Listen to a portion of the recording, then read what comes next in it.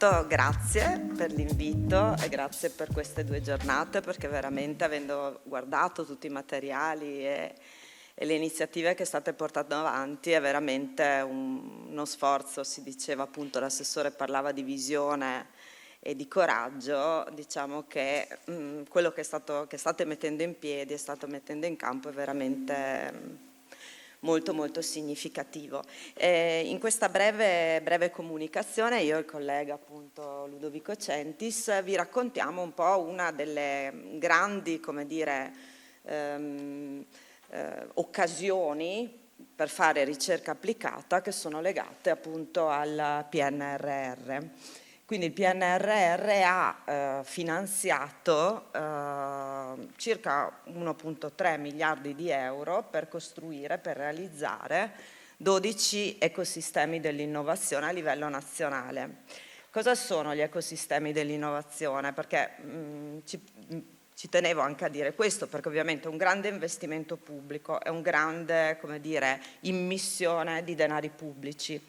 Questo è solo uno degli ecosistemi, quindi Paola Cigalotto parlava appunto di 2 spoke, diciamo ogni ecosistema. Questo appunto è l'ecosistema del nord-est, che quindi prende Friuli Venezia Giulia, Veneto e provincia autonoma di Trento, e si articola a sua volta in diversi temi, che poi vedete sono temi che riguardano la transizione sostanzialmente, quindi dai sistemi alimentari ai sistemi energetici, all'architettura, all'urbanistica, alla pianificazione. Noi siamo appunto come Spocotto, e quello di cui parleremo si occupa appunto di come dire, tecnologie ma anche approcci di governance per una pianificazione, una progettazione integrata tra terra e mare. Un tema che tutto quello che abbiamo visto appunto anche dalla presentazione precedente è un tema enorme che a livello europeo, a livello mondiale è affrontato, su cui invece in Italia siamo ancora piuttosto in ritardo, quindi questa gestione integrata, no? Adattamento integrato tra terra e mare è ancora molto in ritardo. Una grande macchina, cioè 1,3 miliardi di euro, dicevo a livello nazionale, ma in realtà questo è un'occasione anche per mettere in rete, per questo che si chiamano ecosistemi dell'innovazione, quella che è la ricerca scientifica e l'innovazione anche d'impresa, per cui tantissimi fondi sono allocati attraverso i cosiddetti bandi a cascata ad imprese che sono localizzate, sono insediate nel nord-est o al sud. Quindi un grande sforzo e anche, come dire, una grande responsabilità, quindi quello di cui andremo a parlarvi, devo dire, essere in una macchina di questo tipo e dover coordinare un pacchetto di attività è una grande responsabilità. Nel caso appunto del nostro Spoke, che si occupa appunto di quindi una grande rete di ricerca che poi vedete coinvolge non solo l'Università degli Studi di Trieste, che è leader partner, ma altre università appunto del territorio, lo stesso GS, il Polo Tecnologico Alto Adriatico, quindi tutta una serie, un panel molto articolato di soggetti, anche l'autorità portuale, perché l'obiettivo è costituire, come dire, delle task force su alcuni temi che diventino possibilmente stabili.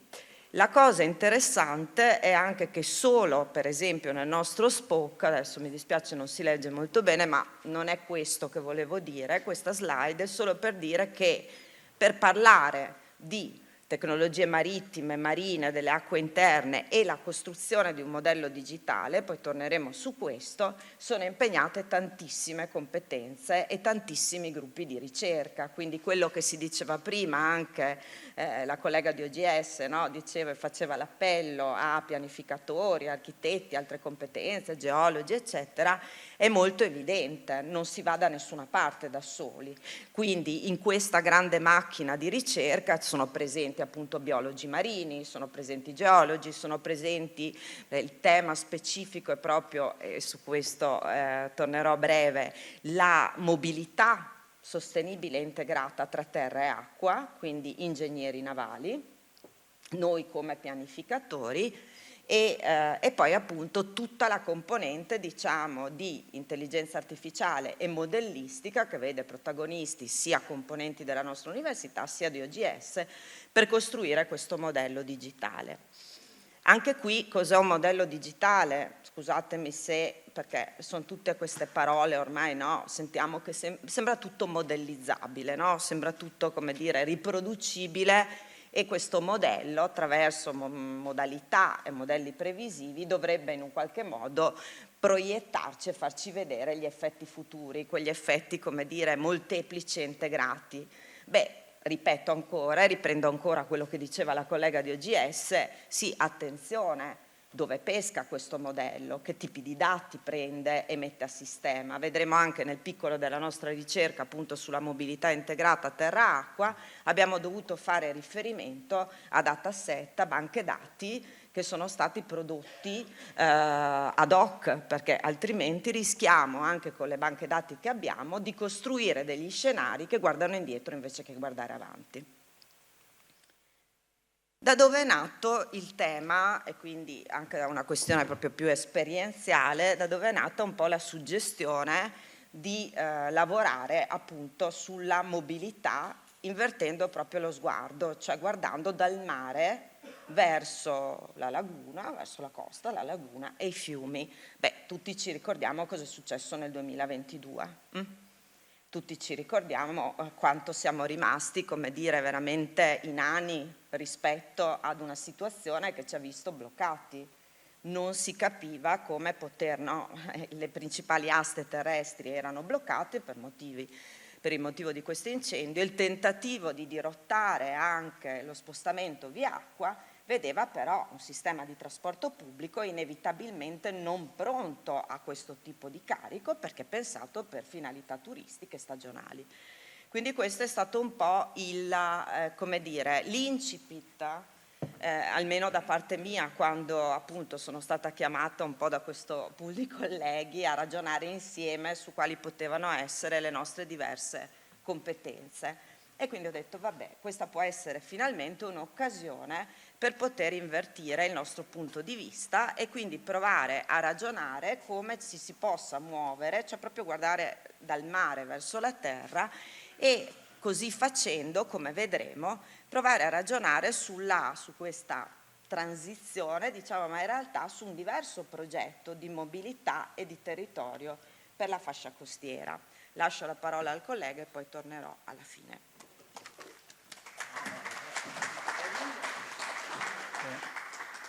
Grazie Elena. Permettetemi un breve inciso. Si è parlato di persone prima, voglio anch'io ringraziare tutti quanti hanno promosso e collaborato allo sviluppo di questo festival, in particolare gli architetti Cristina Di Russo e Daniele Daneluzzi, perché devo dire che anche nell'ambito di questa complessa macchina di ricerca che Elena ha appena descritto, c'è anche un rapporto importante, che è il rapporto poi dall'università con i territori, con le amministrazioni locali. E Lignano in particolare è stata nel corso di questi anni molto attiva e presente, venendo spesso a Trieste per incontri pubblici, e quindi questo rapporto è stato rinsaldato in questi giorni. E un altro aspetto per me è anche essere qui autobiografico. I miei nonni paterni sono stati fra i fondatori, in qualche modo, i tre pionieri di Lignano Sabbiadoro. Fra il pubblico c'è mio papà e mio figlio, e quindi penso che anche per le opere di ascolto che abbiamo fatto in questo periodo è importante da un lato ovviamente guardare i dati che vanno presi con le pinze, come Elena giustamente ha sottolineato, ma anche ascoltare le persone, le diverse generazioni, perché in qualche modo la memoria storica e l'esperienza personale si incrociano con quelle che sono componenti di altro tipo. E come dicevamo, in qualche modo lo SPOC 8, quindi il tema di ricerca 8, in qualche modo è incentrato sulla mobilità sostenibile integrata terra-mare e intende in qualche modo, come spesso anche Elena ripete, rovesciare il cannocchiale, quindi avere uno sguardo che dal mare, dall'acqua guarda verso i territori. In qualche modo andrò abbastanza rapido perché comunque penso siano contesti geografici che tutti voi bene conoscete, quindi da un lavoro di inquadramento della ricerca nel contesto dell'Alto Adriatico, perché in est riguarda le tre regioni di Friuli Venezia Giulia, Veneto e Trentino Alto Adige, che ovviamente non ha accesso al mare. Quindi abbiamo inquadrato queste quattro grandi macro aree, da quella della metropolitana di Trieste, quindi l'area carsica, all'area della costa, della pianura che va tendenzialmente da Grado al Cavallino, l'area metropolitana di Padova, Treviso, Venezia e l'area del Polesine, è riconosciuto come in particolare per la fascia costiera ci siano,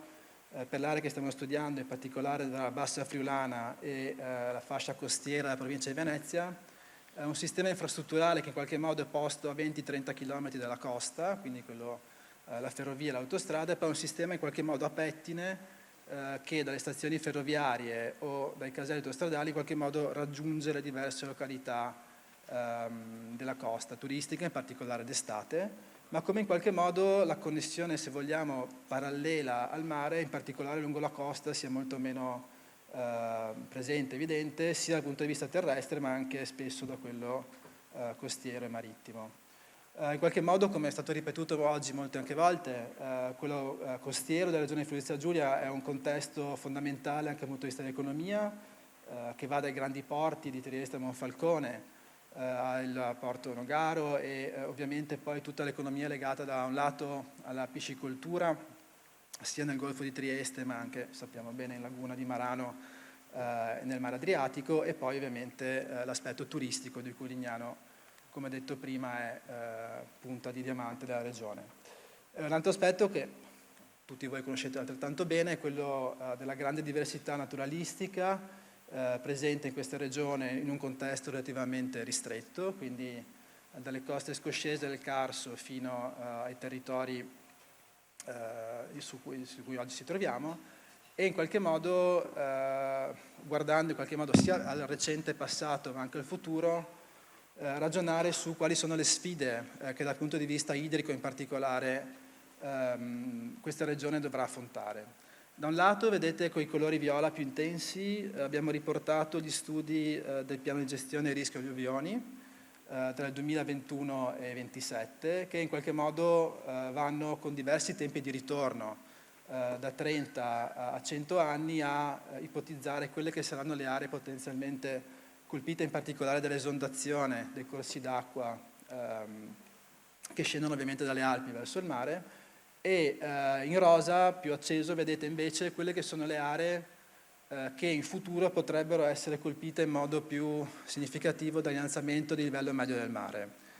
Quelle non sono aree immediatamente diciamo alluvionate, nel senso che ovviamente c'è un sistema di argini che difende questi territori, ma sono tutte quelle aree che hanno un'altimetria che è posta tra meno 5 e più 1,40 m sul livello del mare. Quindi le aree che in caso anche di possibile diciamo, malfunzionamento di alcuni argini possono essere colpite da fenomeni. Quindi vedete poi come in molti contesti queste si sovrappongono. Tornando alla questione esposta prima, quella al centro o di partenza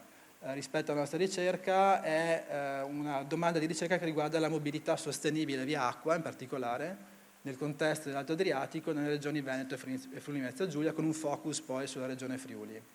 E in qualche modo Elena ha posto l'accento su una questione centrale, prima quella dei dati, dell'affidabilità dei dati e della loro anche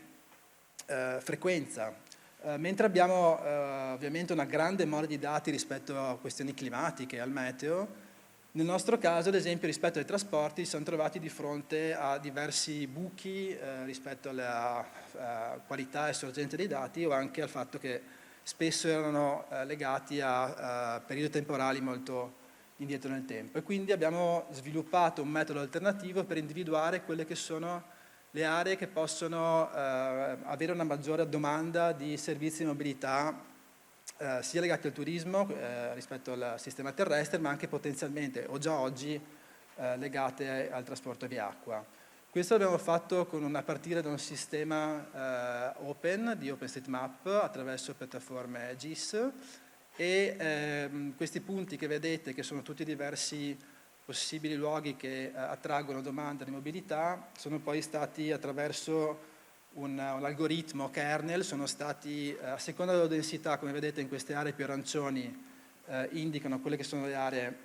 più interessanti da questo punto di vista, e anche poi modellizzate secondo due stagioni, che ovviamente qua conoscete benissimo,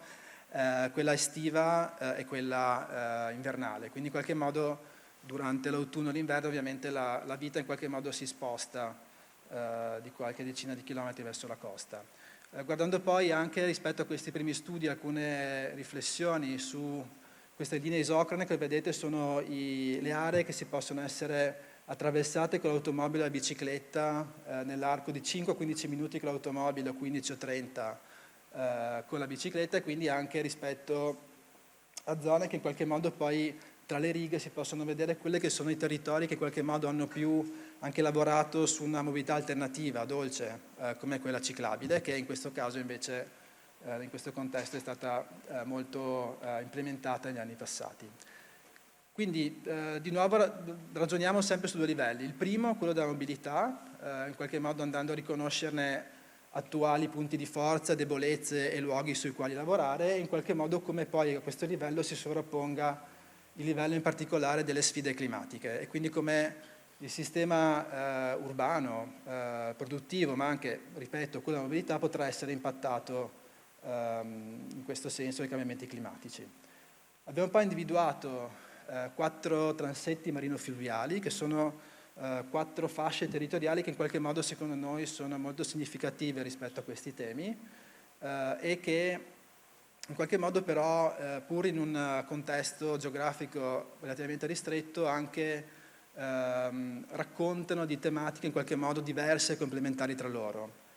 Il primo è quello del Monfalconese, quindi in qualche modo la cantieristica, un porto di rilievo internazionale, e le aree di bonifica limitrofe all'Isonzo, vedete sulla destra. Il secondo B è quello relativo alla città di Grado, alla laguna di Grado e al fiume Natissa, fino poi a Cervignano del Friuli, e quindi in qualche modo anche il tema rilevante del patrimonio culturale di Aquileia come città UNESCO. Il terzo è quello dell'Asta, che in qualche modo si riferisce al sistema dei fiumi Ausse e Corno, e quindi in questo caso ovviamente il tema preponderante è quello industriale, sia con Porto Margaret, che ad oggi è ancora attivo, ma anche in qualche modo il lascito anche drammatico in termini ambientali di Tor Viscosa, e per ultimo quello legato al fiume Stella e in qualche modo il percorso che il fiume compie dalle reti sorgive da Rivignano, passando per Palazzolo per poi raggiungere la laguna, in qualche modo connettersi anche a Lignano Salvador. Quindi abbiamo individuato delle zone che in qualche modo soffriranno più dal punto di vista climatico questi aspetti, e sviluppato nell'ambito anche di una masterclass di progetto temi rilevanti in questo senso. Forse, perché stavo vedendo che stiamo... Quello che abbiamo cercato di fare sostanzialmente, a parte tutto questo esercizio di mappatura, che abbiamo visto, ha usato diverse fonti, quindi innanzitutto è stata anche un'indagine per capire le banche dati delle 2 regioni quanto dialogavano. Tenete sempre conto che avevamo l'immissione nel Digital Twin, quindi in un modello, ma l'altro aspetto, come diceva giustamente Ludovico, è stato poi l'incontro con le amministrazioni locali, quindi su questi transetti, quindi che si incardinano sulla mobilità acquea, ma non solo, siamo andati anche a fare delle esercitazioni progettuali e quindi delle esplorazioni di progetto per capire fino a che punto questi territori potevano come dire, trasformarsi, o avevano anche all'interno dei discorsi degli attori locali come dire, delle visioni implicite o esplicite. Non abbiamo qui il tempo per raccontarvi queste cose che sono emerse, ma sicuramente, e qui un po' mi ricollego anche a quello che è stato detto precedentemente, questi sono territori giovani. Abbiamo lavorato comunque sulle aree di bassa pianura, quindi aree che sono state bonificate di recente, hanno una vita veramente molto breve. Questo non vuol dire che siano a perdere, ma comunque sono state, come dire, sottratte forzatamente a quello che era lo stato precedente. Forse allora, e la butto un po' più come come dire, una sollecitazione, un invito, no? Si era detto ad essere coraggiosi, ad avere dei pensieri anche più radicali, forse bisogna anche iniziare a ragionare a come tornare, o comunque non tornare esattamente come era prima, ma immaginare altre forme, altre economie, altri modi di abitare questi territori. Questo per esempio è un lavoro che abbiamo fatto didattico sul Monfalconese, ragionando quindi su cosa succederebbe, quindi scenari veramente anche più radicali, se iniziassimo a ragionare che forse quella parte di costa, che anche dal punto di vista turistico non è particolarmente attrattiva, non è Lignano, può immaginarsi come un contesto diverso, quindi riessere allagata in maniera programmata e ospitare anche nuove attività sia turistiche che economiche. E così anche un po' grazie agli amici di Lignano, quando abbiamo fatto appunto la masterclass, abbiamo iniziato anche per quest'area a ragionare, soprattutto su alcune aree della gronda lagunare, su una prospettiva anche di possibilità di riallagamento. Ovviamente per poter immaginare questo tipo di percorsi è fondamentale lavorare e ragionare con tutti gli attori locali. Tornare indietro non è tornare a come era prima, vuol dire investire e accompagnare un processo che è molto complesso, no? Di ripensamento totale del funzionamento del territorio. E quindi su questo è importante, e in particolare la ricerca che sta facendo appunto Ludovico, anche tenendo conto di tutti i valori, di tutto l'investimento anche dal punto di vista economico che è stato fatto su questi territori. Quello su cui adesso stiamo ragionando, per farvi capire un po', ormai siamo quasi alla fine della ricerca, di questa ricerca applicata, è proprio invece concentrarci su una rotta con i nostri colleghi ingegneri navali e geologi, una rotta appunto di navigabilità che vada sostanzialmente dall'Isonzo attraverso la laguna, tocchi Grado, risalga il Natissa e vada fino ad Aquileia. Tra l'altro ci sono già servizi, ma come pensare, no, di fare evolvere questo tipo di strutture. E questo però fino adesso abbiamo visto immagini molto lontane, ma in realtà poi quello su cui stiamo cercando di ragionare è poi come questo comporti un ripensare alcuni nodi, soprattutto della mobilità integrata tra terra e acqua, in una prospettiva di rigenerazione del territorio. Quindi non è solo una questione di mobilità, ma proprio un ripensamento del funzionamento del territorio. Entro Grado, mi fermo prima, faccio come dire, un sistema più intermodale, e questo ovviamente cambia anche tutti gli equilibri all'interno della città. Chiudo solo con alcuni spunti che sono un po' le cose che ci arrovellano. Sicuramente, come dicevo all'inizio, degli ecosistemi dell'innovazione è una grande responsabilità, cioè c'è stato un grande investimento pubblico, quindi è una grande macchina per fare ricerca e innovazione. Confidiamo, no, che vada avanti, ma soprattutto che esca un po' da come dire, la black box nostra, e anche il percorso che abbiamo iniziato a fare con le amministrazioni locali diventi sempre più forte e più incisivo. Sicuramente fare ricerca e interrogarsi dal punto di vista della pianificazione sui temi della transizione, come si diceva, ha dei rischi che vanno affrontati molto, cioè bisogna essere responsabili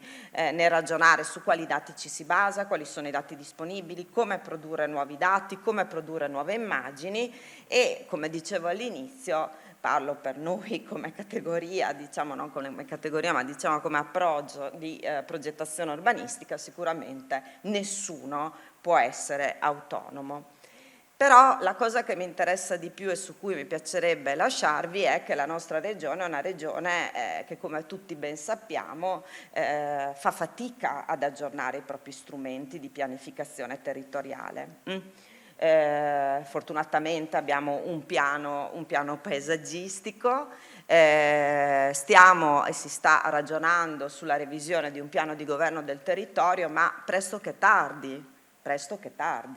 Cioè le cose stanno andando avanti. Allora un po' la presunzione e la voglia anche di continuare a lavorare su questo tema dei transiti territoriali è che forse partire da progetti di territorio, del resto tutti, no, parlano di progetti di territorio eccetera, ma provare a costruire delle coalizioni di attori, di pubbliche amministrazioni, partendo da temi che stanno molto vicini alle persone, che possono anche risolvere dei problemi reali e contingenti, cioè arrivare al mare d'estate è difficile. Forse lavorare sull'intermodalità, no, può diventare anche un modo per risolvere tutta una serie di questioni immediati. Quindi forse si parlava una diversa governance, diversi strumenti, forse non è più il tempo di costruire baracconi, di strumenti di pianificazione che ci mettono 10 anni per arrivare a termine, quando in realtà il territorio, la società e l'economia stanno andando in un'altra direzione.